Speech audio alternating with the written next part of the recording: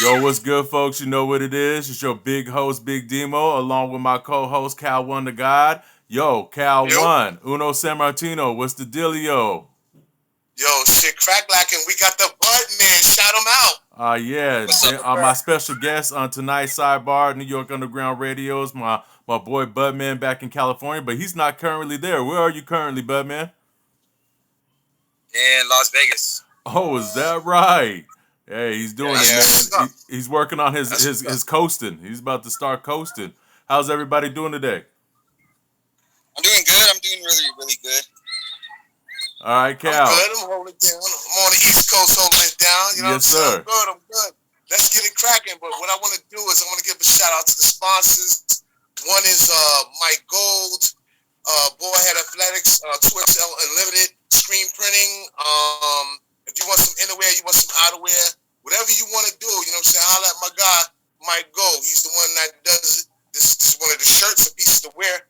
Looking good, man. You know what I'm saying? Salute. Ball heads and what else he got at 2XL Unlimited, right? Yep, screen printing, whatever you want. If you don't want to wear that same dirty T-shirt you wore to fucking 3 barbecues, he got the one that you can change your shit into. He got you. That's right, man. I just want to give a shout out to Gemini CC for the Cali bread over at Chimera.rocks. Should keep me right, man. So hopping into it, Budman, my guy. You are out in Vegas handling some business, man. Tell us about the business adventures you got going on out there right now. Out here, I've been meeting with a lot of people at the dispensaries, getting the product that we grow into their dispensaries out here because the Vegas weed isn't really that good. And been out here. Well, it's hot. Yeah, and getting a lot of. I've been meeting a lot of like the club owners out here. Oh, okay. I do produce. Yeah, wait. So, are you working out deals with the club owners to do like a dispensary night or something? Yeah, kind of like a sesh where vendors come in and they put their booths and sell their products and stuff. So like venues, and also performances for artists to come out and perform out here in Vegas. You know how it go, man. The tree and the music go together.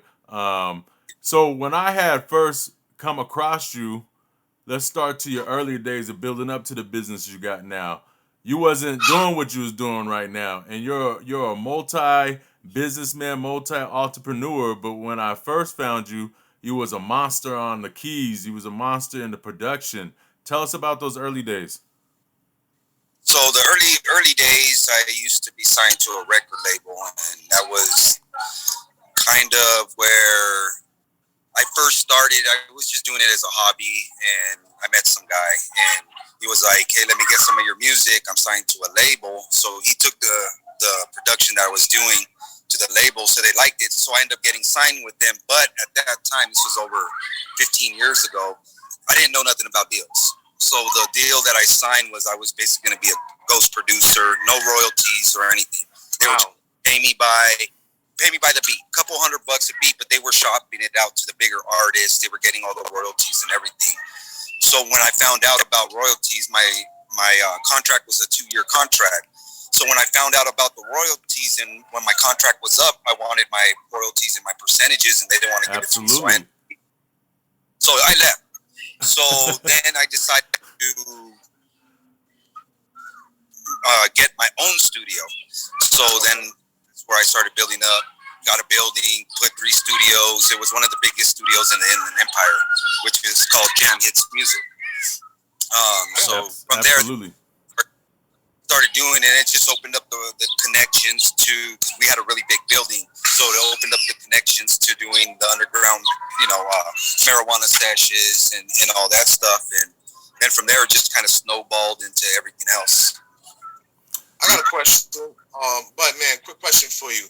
So at this time, when you transitioned, did you have a lot of people you were dealing with as far as like artists and producers? As far as that, the record label, when I used to work with some of the bigger artists, I couldn't get no numbers. I couldn't do anything. It was they would come into the studio. I would, vibe with them, make their tracks, and then bam, they paid me. I was gone. And okay, I got it.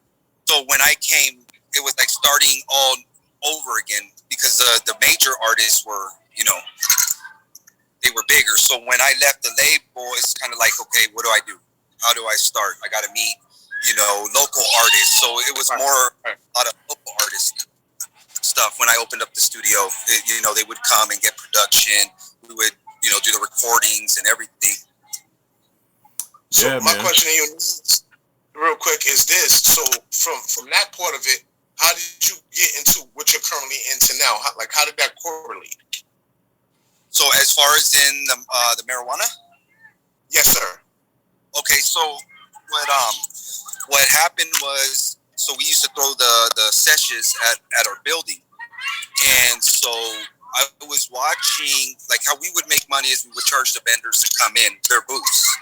Okay. And how we would make money would kind of rent out the building or to the promoters or, everybody. But I was just sit back and I would watch, and like some of these vendors would get cashed out 5-10 grand one night for a couple hours selling their products. Right. So, long story short, we did a lot of stuff in that building. We had an underground nightclub there, and someone ended up getting shot in the parking lot. City came down and closed the whole building down, which closed the recording studio because it was in the same building. So when the building closed down, I started to learn how to grow. I started with grow tents in the garage, and just experimenting. Watched a lot of YouTube videos and all that. My shit was boo-boo. But what really got me in the door was I started to clone the plants, and I started going to all the hydroponic shops, showing them my plants that they rooted and everything, and they started buying them from me. So from there, I was just like, wow, a tray of 50, they're giving me $300 for a tray of 50, and I didn't even take that long, about 2 weeks to get the roots. So I just started making more and more clones, and they kept buying them because they were supplying all the big warehouses. So from there, that's where I kind of got started in the whole business. And at that time too, the studio closed down. I went back to working construction. So I'm a subcontractor for construction companies. But then I was just like, wow, doing the whole cloning thing is making a lot more money than what I'm making doing construction. So I stopped working construction and focused on the whole cloning full time. And that's when I started expanding and getting my own building, doing my own, grows and all that stuff. So, but it all started from the recording studio and us throwing those sessions. Now I want to say, as far as your subcontracting, I seen some of your work online. It's some incredible work, to put together a backyard and front yard real quick. And I seen you do some inside jobs too.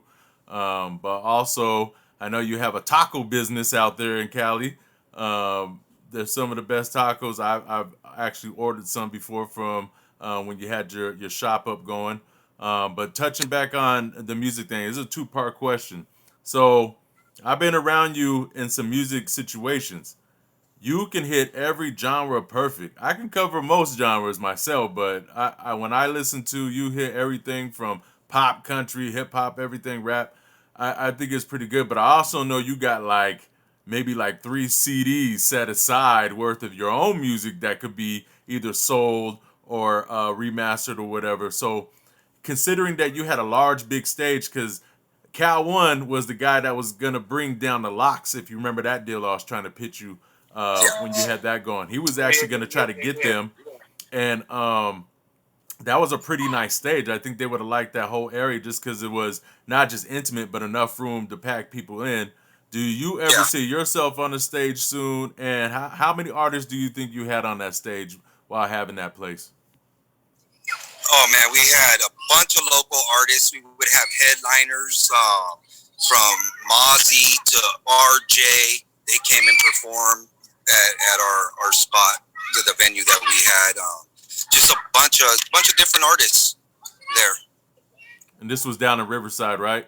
Yeah, Riverside, off of Main Street. Yeah, and then the other part was a question: do you see yourself on the stage anytime soon with all that music you got packed away? It's gems. I've heard a few of them. I know that there's at least three albums. Yeah. As far as me rapping, I'm not a rapper. I'm a producer. I mean, everybody says I should make my own stuff, but as far as producing, not me being on the stage, maybe as like DJ of my tracks or something. But as far as me like rapping on stage, I don't think as far as that. So would you sell that music to artists that you think could fit each song? Yeah. Because see, my sound, my production is what they say is more commercial for the top 40, the top. That's my production is more of top 40 type stuff that can get to those major artists. I think that's super dope. I think that's good. So my question to you now is this. Do you think that, being that y'all were doing what y'all were doing in Riverside, do you think there's better opportunities in Vegas? Because I'm looking to actually make some moves towards that side, and I'm very familiar with Vegas, having been there so many times, and I know what it's about. And, of course, we just dealt with the pandemic, so everything's open. Of course, Vegas has been open for a while now, and I know the one thing I know about Vegas is that everybody, including the fucking crackhead down the street, is going to end up in Vegas at some point. So you think that it's better as far as business-wise for you to probably stay located in Vegas? Since I've been out here for a month, one of my boys, he owns a studio out here.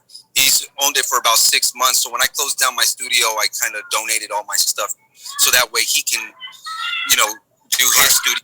Right. And he's actually now so booked that he needs a bigger building.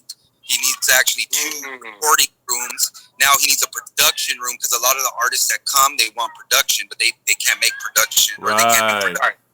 Right. It's just for strictly recording. So that's why I'm down here also. I've been working out deals with, building owners out here trying to find a building so I can open up a bigger studio out here because we have a lot of equipment. And I noticed too, just from being out here and being at the studio these last few weeks, a lot of the artists, they're looking for production. And out here, I own the studio in California, and a lot of artists, they don't want to pay for production. Or, out here, you give them a price and they're just like, okay, I got it. It's just different. I mean, I don't know if it's just the money out here or because people have money but out here, the artists seem like they're more about they're willing to pay for their craft. What do you think about the nightlife?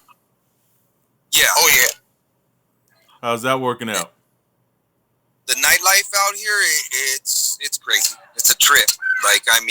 It's always active. Now that coronavirus is, Vegas actually is 70% open.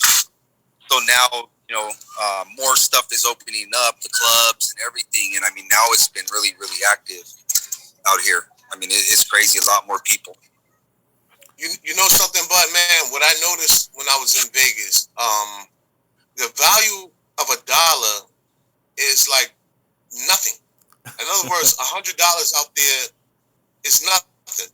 So I understand what you're saying in regards to the artists just saying, I'm going to pay it because in Vegas, everything is it happens so fast. You come outside at 7 o'clock in the morning and it look like 7 at night. Right. I'm saying, like, the flow of people the flow of people is fucking crazy, bro. What got me was the value of the dollar, and then also the thing I learned, like you said, the weed out there is whack. Like, I literally had to get me some California Amarillo. I got lucky. They had that yellow shit, that good yellow shit. You know what I'm saying? When I came out there, because whatever they had there, and at that time back then, because I've been over there several times since, reefer wasn't legal at that time out there. You know what I'm saying? Now, the last 2 times I went, it was all good, but they just didn't have the quality of bud. Yeah. So now, with you injecting the quality of bud there, do you think that other people will catch on and say, you know what, well, maybe being at the bud is whack there, maybe we could come here and we could get our shit off? I think so. It's like you said, the quality out here isn't there, but it's weird because I met someone out here and they were like, I got that Zawzall. Let me check it out. And I was like, not Zawzall. This California outdoor maybe greenhouse.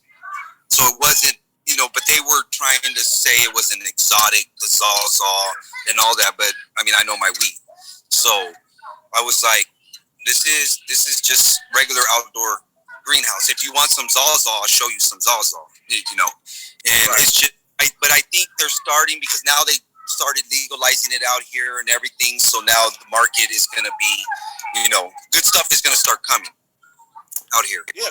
Yeah. You could just walk into the store and get whatever you want. You know what I'm saying? That was the last time I was out there. I think it was in 2015. I went out there for the Olympic trials, some NBA shit or whatever.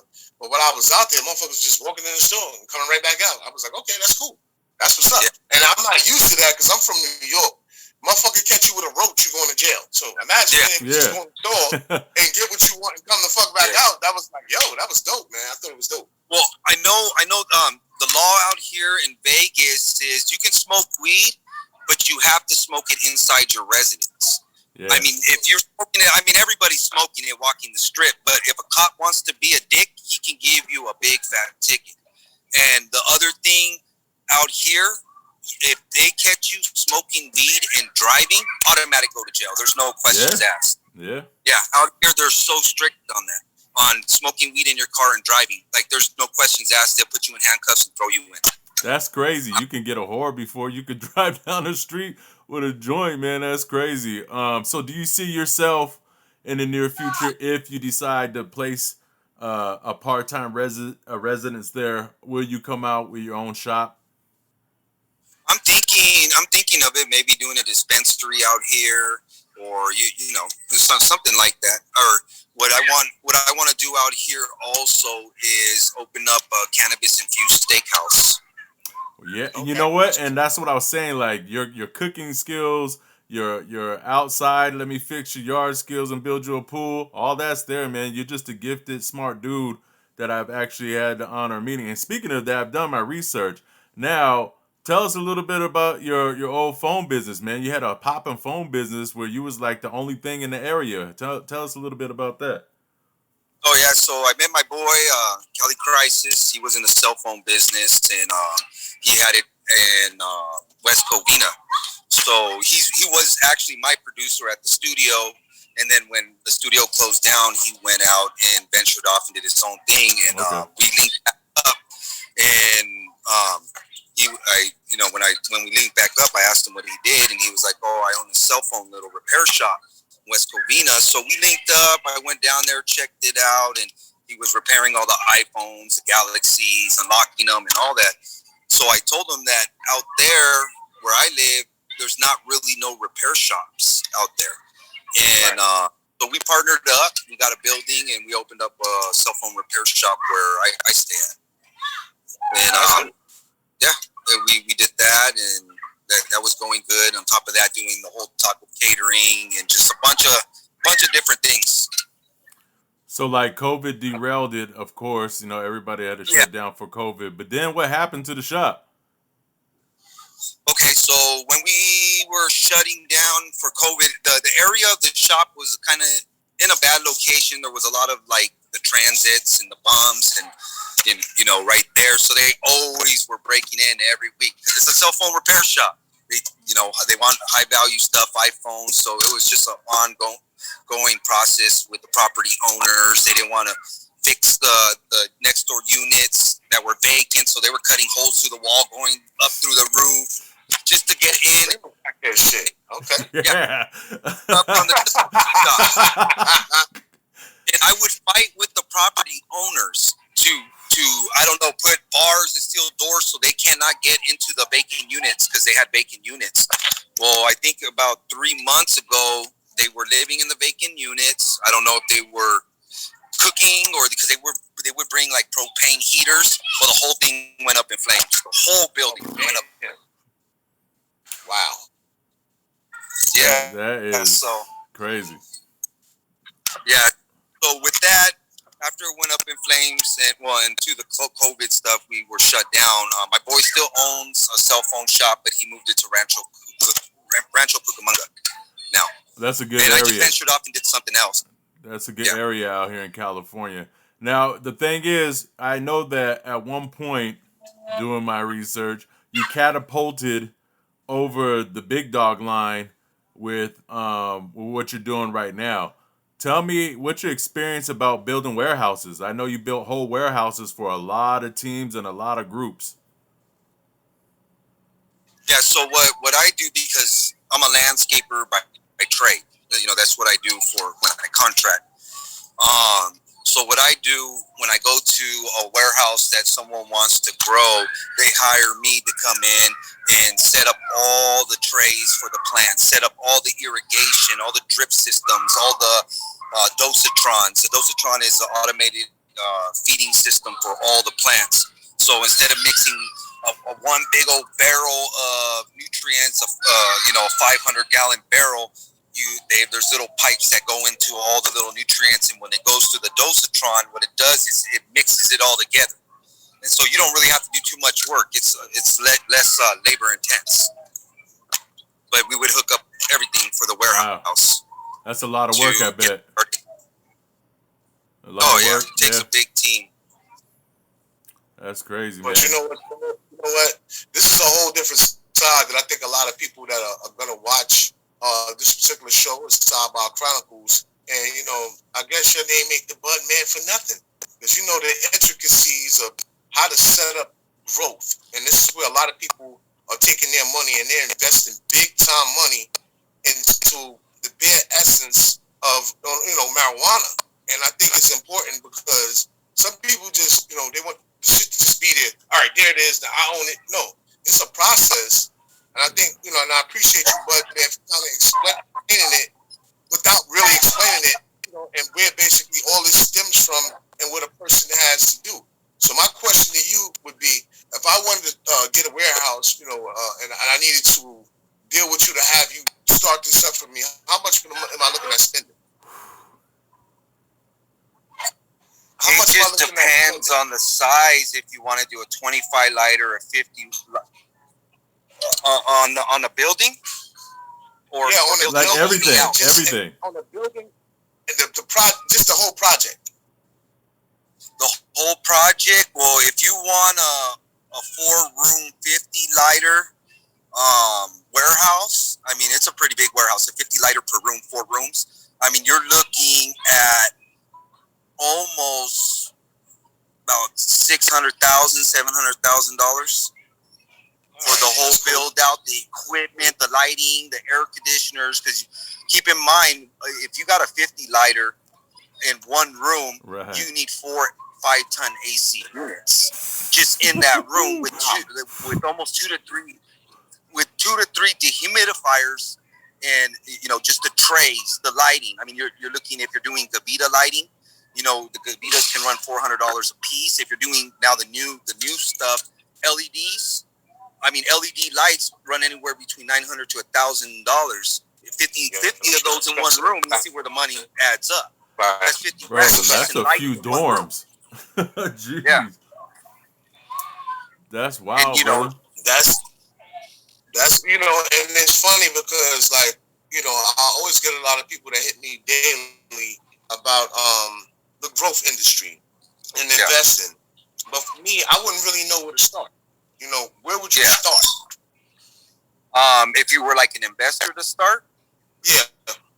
If you were an investor, the first thing I would tell an investor is make sure you got a solid team. That's the first and foremost. I've seen so many people investing in grows and hiring growers, and the growers don't know what they're doing. And there's a lot of money. If you invest in a building $600,000 and you stock up your building and you got a grower that don't really know, or the plants die, that's going to set you back months, because it takes from clone to harvest about 3 months. You know what I mean? You can cut that time down to 2 months every harvest if you have another room for clone, that you're vegging your plants out. But if one thing goes wrong and your grower can't identify the stuff that's happening to the plants, you can lose that harvest. And that, one 50 lighter room can hit about 100 to 140 pounds, depending on strain and weight of the, and that's a lot of money to be set back every month. And that's what happened with this one guy, he invested a lot of money. He went through 4 different growers, been there a year, invested that money and not got one back return. And he kept paying out until he got the right team, which was me and some of my boys. And we came in, he got his first harvest. He was happier than ever because it took him a year to go through growers to finally get that right harvest. Yeah. So, I mean, there's a lot. I mean, Sounds like people just think, oh, you throw a plant in the ground and it's just going to grow. Yeah, it's going to grow. But if you want that good quality, then plants, you got to learn how to identify problems with the plants. Because if they get stressed out, it's going to hurt the yield. Right. Yeah. So listen, there's one more thing I want to touch on because, like I said, you got multiple suits on for business. Recently, I talked with you about last week, and you was telling me how you invested in cryptocurrency. How's that going?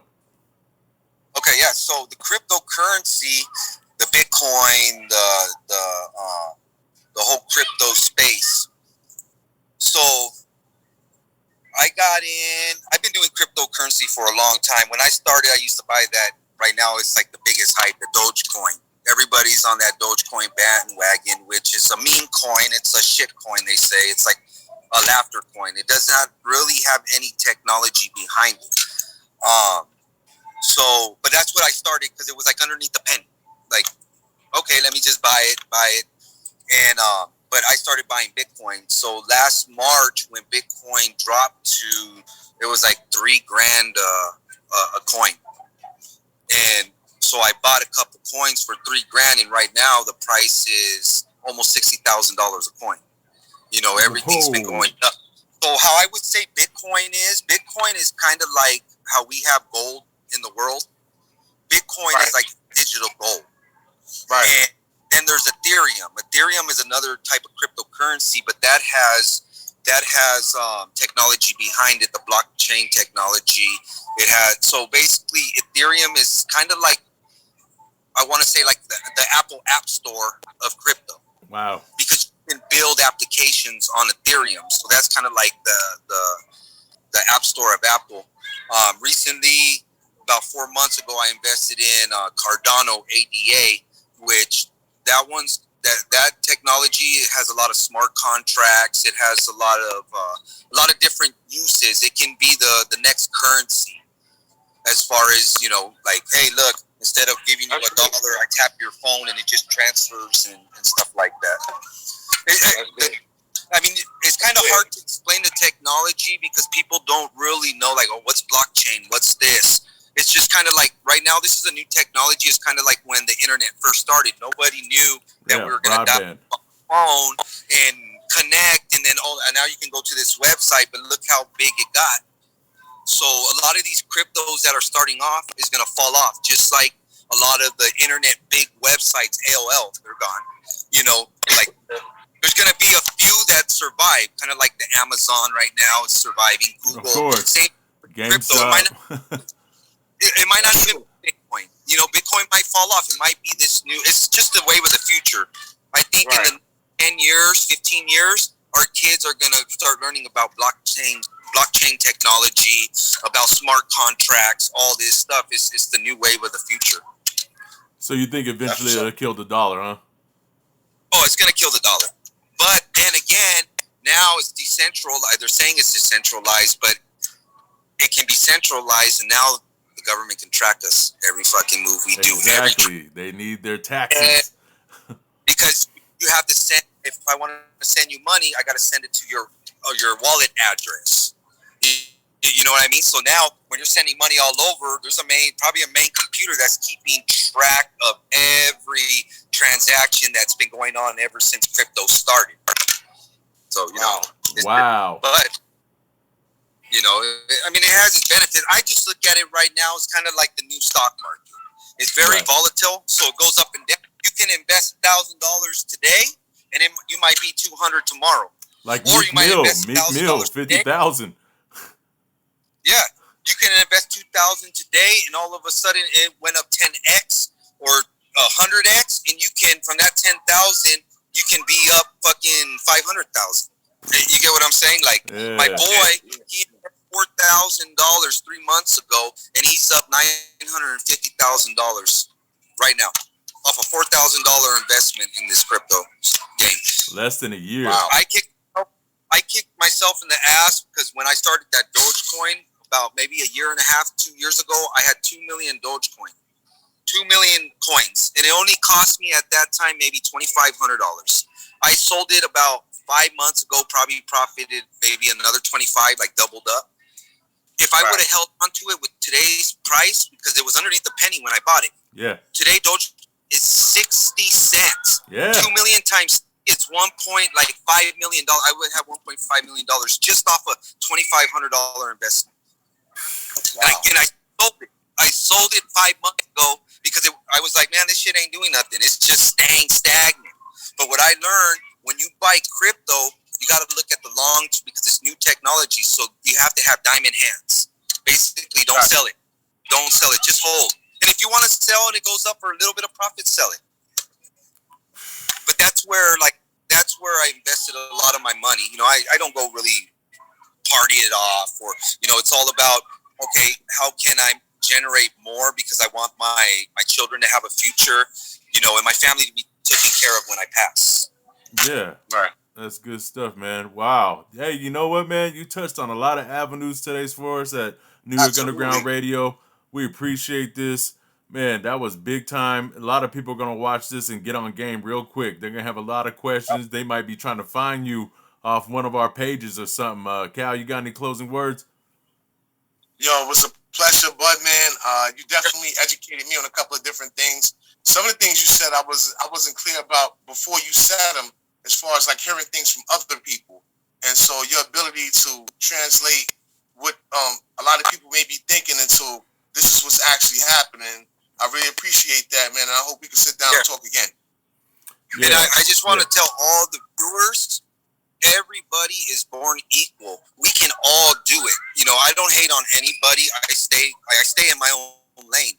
And I wish everybody can do it. You just have to get out there, put your mindset to it, set a goal, and just tackle the goal, and don't care of what anybody says. If you have a dream, follow that dream, because you would have your friends tell you, oh, no, you can't do it. Even your own family would tell you. But if you really want to do something, always stick to what you want to do and never give up, because you might be right there, but if you give up, you would never know.